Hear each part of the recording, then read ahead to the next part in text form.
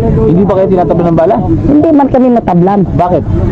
Yung mga gamit namin, mayroon kaming ginainom. Sige. Okay. Mayroon kaming ginainom na para hindi kami matablan ng bala. Sari-saring anting-anting ang nakabalot sa katawan ng mga ilaga.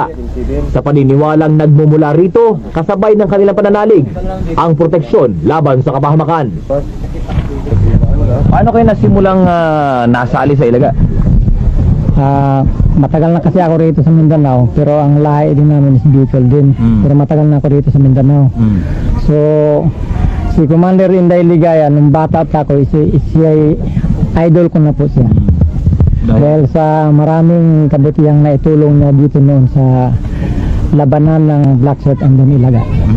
Bakit ka nahimok na sumali?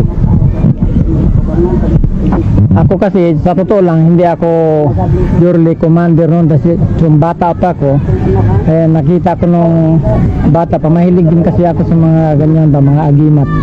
So, nakita ko yung mga tauhan ni Commander Inday Ligaya nung nakipagbakbakan sa mga Black Shirt noon. So, wala namang nasawi. Ayon kay Commander Inday, dahilan sa mas bihasa sila sa kabundukan at may natural na proteksyon sa mga bala.